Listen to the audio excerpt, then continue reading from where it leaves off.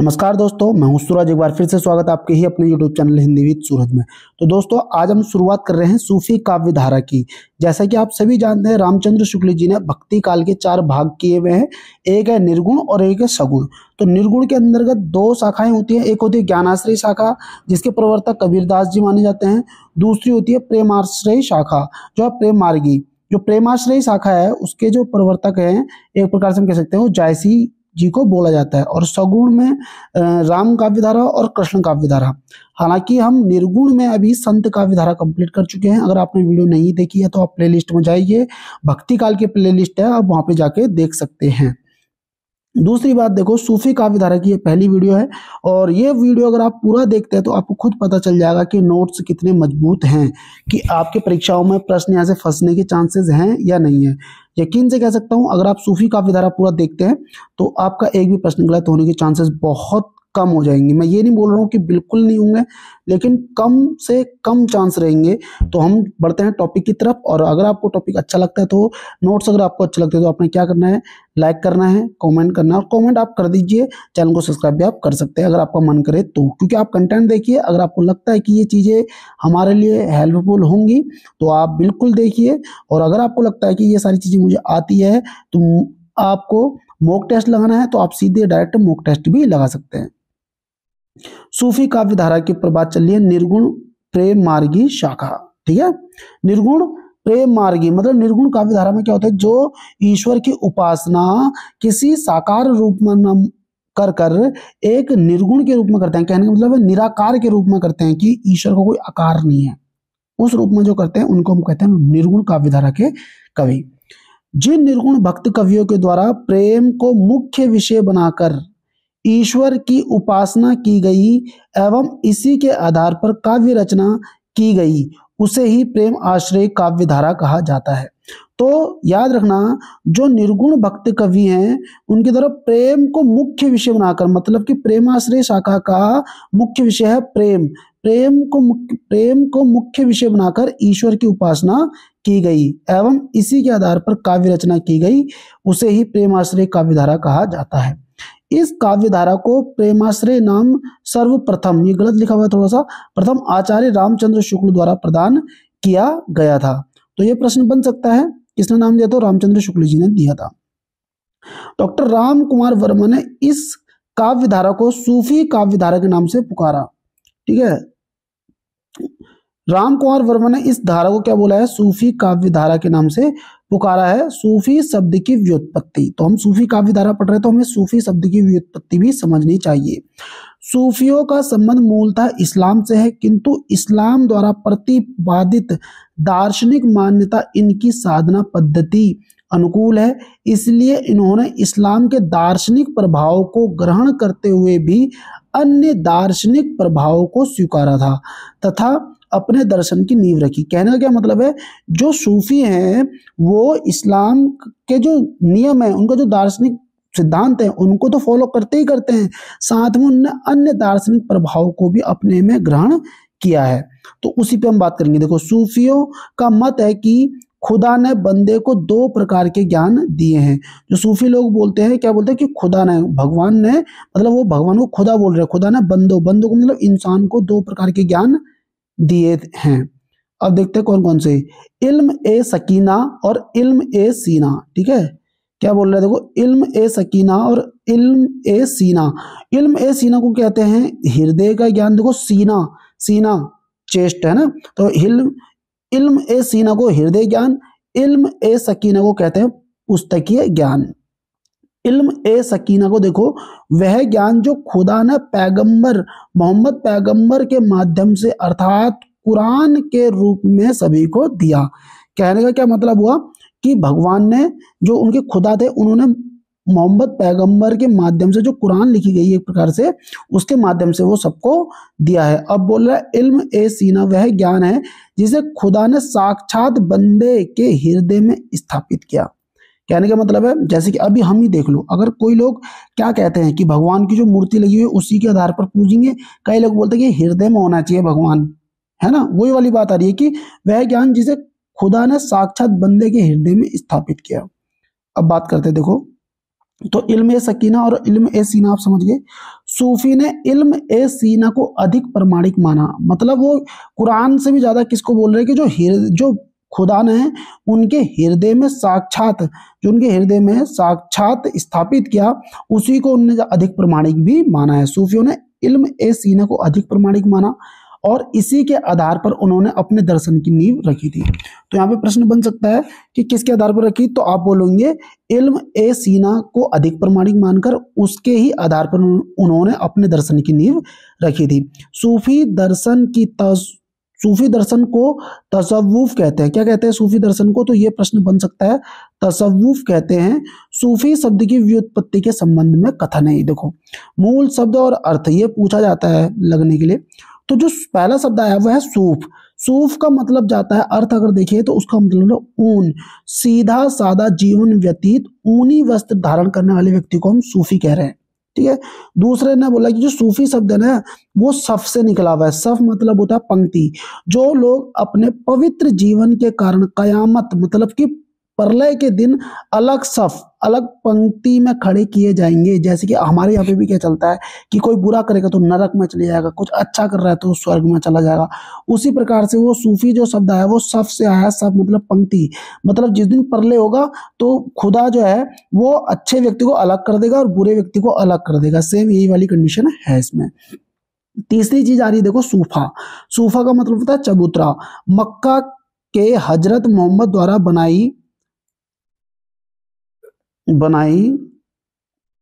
गई मस्जिद के सामने स्थित सूफा मतलब कि स्थित चबूतरा पर बैठकर जो लोग ईश्वर भक्ति करते हैं, ठीक है, उनको हम सूफी कह रहे हैं। एक प्रकार से सूफी का मतलब देखो पवित्र। जो व्यक्ति परमात्मा के प्रति निश्चल भाव रखता था वही सूफी था।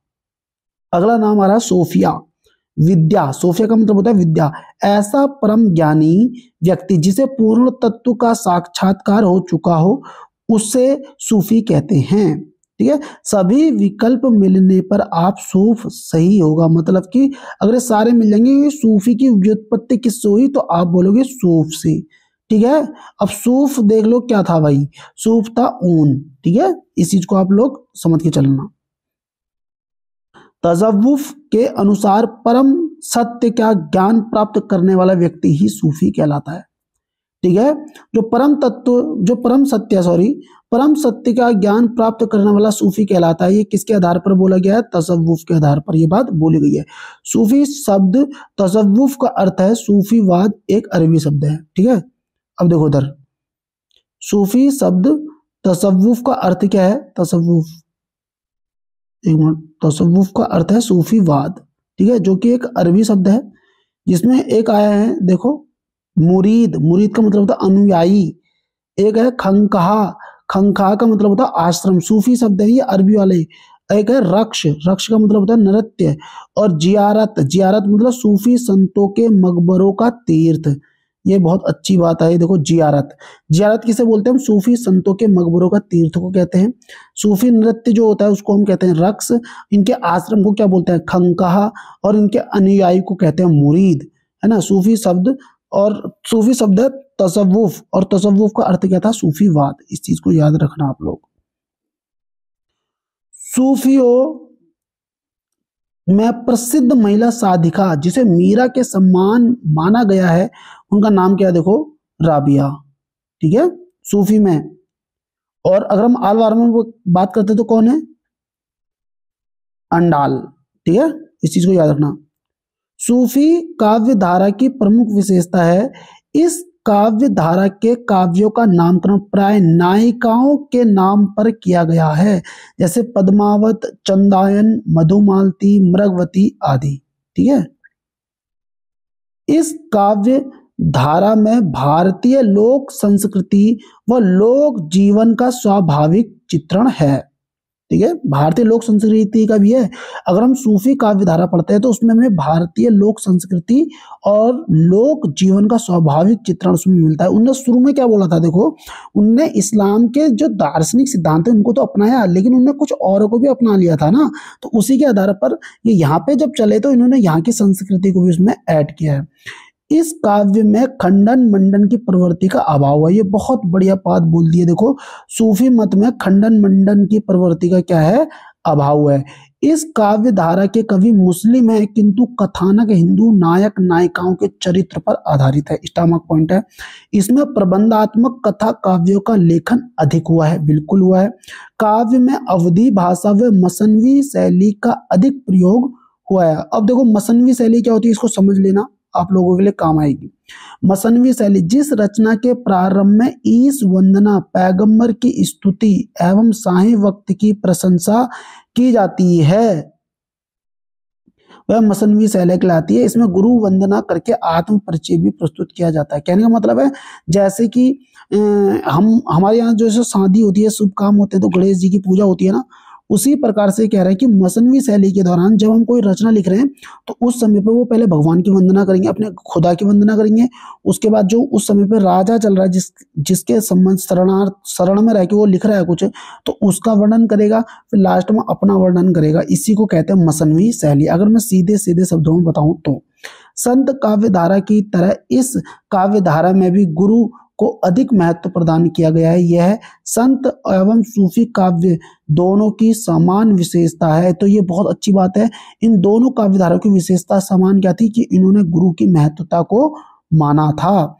अब देखो, अगला पॉइंट क्या आ रहा है, ये प्रश्न बनेगा सीधे सीधे। सूफी प्रेम मार्गी शाखा के प्रथम कवि और प्रस्तुता।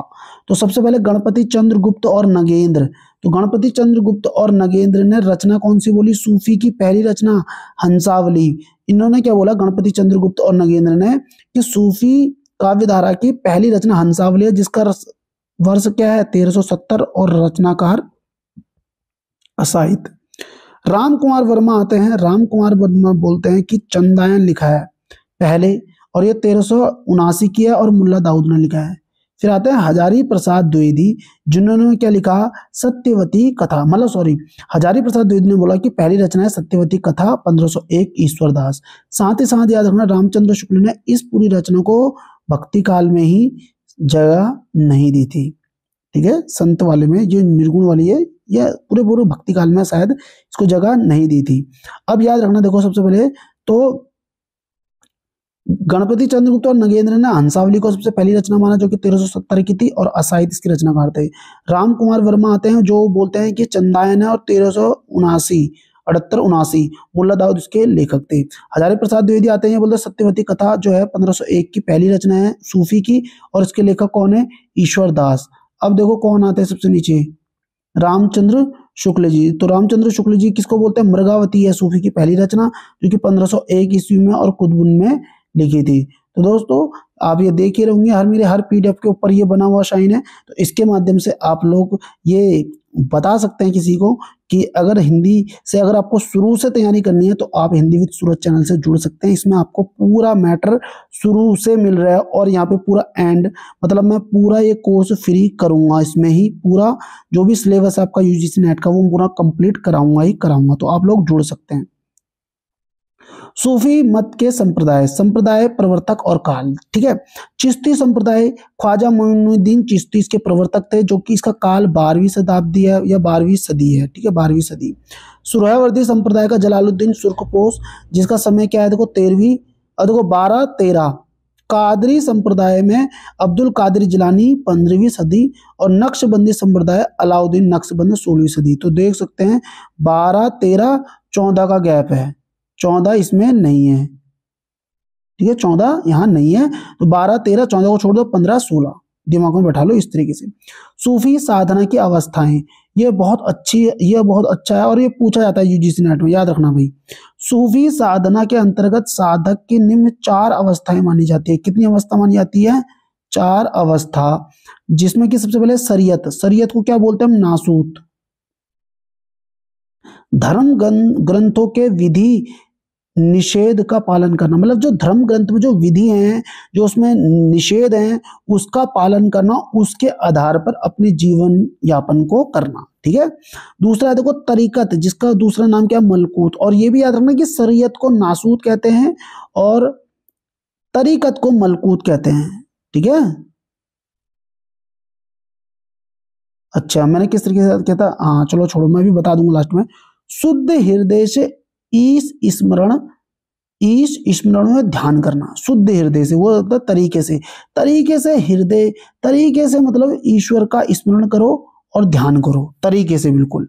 हकीकत या जबरूत, भक्ति के प्रभाव से सत्य का बोध होना, मतलब बंदे को खुदा की प्राप्ति होना, साधन की अंतिम अवस्था।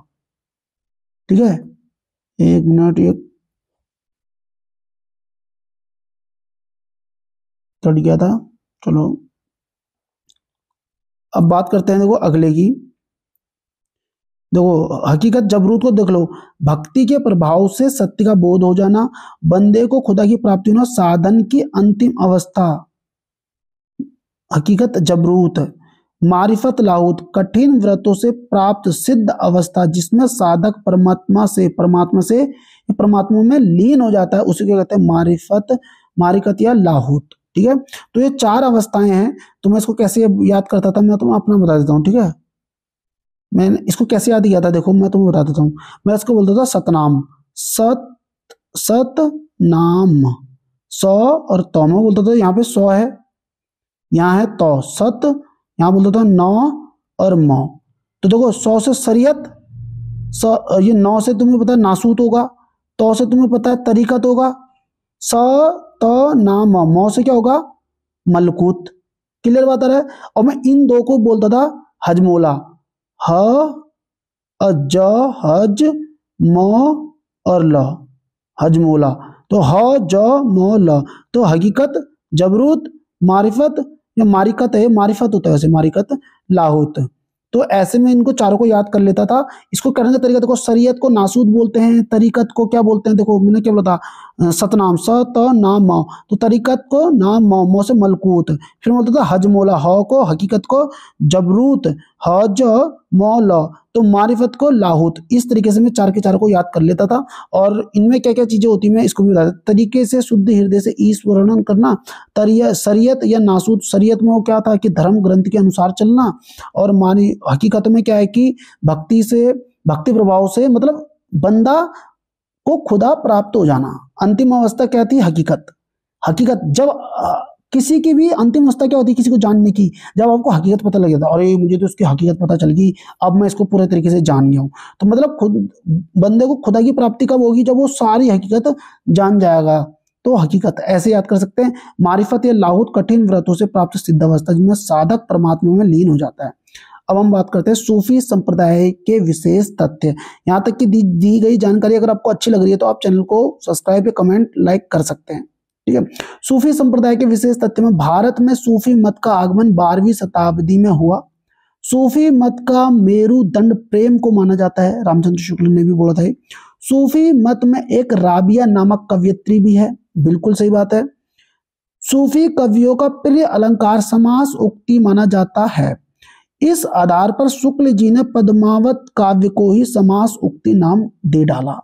तो रामचंद्र शुक्ल जी ने समास उक्ति नाम किसको डाला था? दिया था, पद्मावत को दिया था। सूफी मत में ईश भावना स्त्री के रूप में स्वीकार की गई है। बिल्कुल, ये स्त्री के रूप में भगवान को पूज रहे हैं एक प्रकार से। मतलब सूफी मत में ईश्वर की भावना किसमें मिलती है? स्त्री के रूप में स्वीकार की गई है। हिंदी साहित्य में सूफी काव्य परंपरा का समय लगभग 14वीं से 18वीं सदी तक है। ठीक है, सूफी, ये देखो हिंदी साहित्य में, ये लाइन ऊपर नीचे हो गई है। हिंदी साहित्य में सूफी काव्य परंपरा का समय लगभग 14वीं से 18वीं सदी तक था। मलिक मोहम्मद जायसी का नाम आ रहा है सबसे पहले, तो इनको तो हमने पढ़ के जाना है, यही हमारे मैन है जहां से प्रश्न बनने के चांस रहेंगे। तो जन्म काल देख देते हैं, 1492 ईस्वी। जन्म स्थान जायस, बोले तो रायबरेली। गुरु हैं इनके सूफी फकीर शेख मोहिदिया मुहाउद्दीन। तो अगला नाम आ रहा है देखो जायसी। जायसी ने आखिरी कलाम में अपने जन्म के विषय में लिखा है, भा अवतार मोर 9 सदी 20 बरस ऊपर कवि बदी। तो लाइन डायरेक्ट पूछी आती है किसके जन्म से संबंधित है? तो आप बोलेंगे जायसी के जन्म से संबंधित है। और जायसी ने अपने जन्म का विवरण किसमें दिया था? तो आखिरी कलाम में अपने जन्म के विषय में लिखा था। ठीक है, आखिरी कलाम में। आखिरी बार बता रहा हूं तुम्हें अपना जन्म के बारे में। जायसी ने बोला आखिरी बार बता रहा हूं, आखिरी बार कलम उठाई, कलाम है वैसे आखिरी कलाम। तो आखिरी बार कलम उठाई और अपने जन्म के बारे में लिख दिया था कि यहाँ मेरा जन्म हुआ है, ये पद था। तो भा अवतार मोर 9 सदी 30 बरस ऊपर कविपदी। पद्मावत का पद आ रहा है कि ये कुछ देख लेते हैं। ओ मैं जानी कवित अस्किन्हा मकू यह रहे जगत में चिन्हा। ये लाइन बहुत महत्वपूर्ण पद है, ये इसको बिल्कुल हल्के में ना लें आप लोग। टर्म पद है ये पद्मावत का, ठीक है। जायसी की भाषा को अवधि का अर्धान कहा जाता है। अर्धान मतलब होता है खुशबू, मतलब जो अवधि है, अवधि की खुशबू बोला जाता था जायसी की भाषा को, ठीक है। अब बढ़ते हैं प्रमुख रचनाएं जायसी की। तो पद्मावत इनका महाकाव्य है जिसमें रत्नसेन, पद्मावती और नागमती की प्रेम कहानी का उल्लेख है। अखरावट जो है अवधि में लिखी गई है। देवनागरी वर्णमाला के हर अक्षर को लेकर सिद्धांत संबंधित तत्वों भरी चौपाइयां इसमें उल्लेखित है। अब तीसरे नंबर पर आखिरी कलाम जो कि अवधि में लिखी है। कयामत का इसमें वर्णन है, हजरत मोहम्मद का भी वर्णन किया गया है और उस समय पर जो मसनवी शैली के दौरान मुगल बादशाह बाबर की प्रशंसा भी की गई है। समझ में आया? देखो यहाँ पे उन्होंने देखो कयामत के वर्णन में हजरत मोहम्मद का वर्णन किया, भगवान का वर्णन करा, फिर मुगल बादशाह का वर्णन किया, फिर लास्ट में अपना वर्णन किया होगा और फिर बाद में उन्होंने पूरी रचना लिख दी होगी आखिरी कलाम। और इसी में उन्होंने अपने जन्म के बारे में भी बताया था। और अखरावट अवधि में देवनागरी वर्णमाला के हर अक्षर को लेकर सिद्धांत संबंधित तत्वों भरी चौपाइयां। ये क्वेश्चन बनता है कि वर्णमाला से रिलेटेड कौन सी रचना है? अखरावट, ठीक है। चित्र रेखा लघु प्रेम आख्यान मतलब कि कुंवर प्रीतम की प्रेम कहानी है। मसल नामा में लोक उक्ति मिसलों के माध्यम से ईश्वर के प्रति प्रेम। कहानावत में कृष्ण का चरित्र हिंदी में करा हुआ है। कहरा नामा में आध्यात्मिक विवाह का वर्णन है और प्रमुख रचनाएं और संबंधित बिंदु। तो यहाँ पे देखो क्या बोल रहा है, पद्मावत के बारे में देख लेते हैं। स्टॉमक पॉइंट है रत्नसेन पद्मावती नागमती की प्रेम कहानी है। अखरावट अवधि में देवनागरी वर्णन। अच्छा ये रिपीटेड हो चुका है कुछ, चलो देख लेते हैं अभी। हाँ पद्मावत देख लेते हैं। पद्मावत 1540 रचना काल 1540 हिजरी 947। इस चीज को याद रखना, ये हिजरी को भी याद रखना है 947 है करके। अभी देखो इसका मतलब क्या है, पीछे चल रही है ये 47 में 53 जोड़ दोगे तो 1000 हो जाएगा और 1000 में देखो 540 जोड़ दो, 540 जोड़ देंगे इसमें तो देखो 3 5 4 और 3 5 9 और 5 तो ये 593 वर्ष क्या चलती है, पीछे चलती है, ठीक है। इस चीज को आप लोग याद रखना। आचार्य शुक्ल ने इस रचना को हिंदी साहित्य का प्रथम बड़ा महाकाव्य माना। तो देख लो आचार्य शुक्ल ने इस रचना को हिंदी साहित्य का प्रथम बड़ा महाकाव्य माना। इस रचना का विभाजन 57 खंडों में किया गया है। इसे सूफी काव्य धारा या सूफी काव्य परंपरा का प्रौढ़ता का काव्य माना जाता है। किसको? पद्मावत को। इसे अवधि का प्रथम महाकाव्य भी कहा जाता है। पद्मावत में उत्प्रेक्षा अलंकार की प्रधानता है, इस चीज को आप लोग याद रखना। शुक्ल ने पद्मावत की कथा का पूर्वार्ध कल्पित और उत्तरार्ध को ऐतिहासिक कहा था। साथ ही साथ शुक्ल ने लिखा है कबीर ने केवल भिन्न प्रतीत होती हुई देखो इधर परोक्ष सत्ता की एकता का आभास दिया था।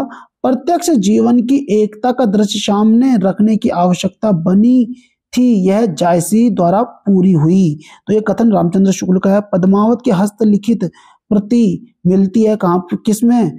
तो फारसी में मिलती है, ठीक है। पद्मावत प्राकृत के रयण सेन कहाँ से प्रभावित है? ये कोटेशन भैया ये आया हुआ प्रश्न है, ठीक है।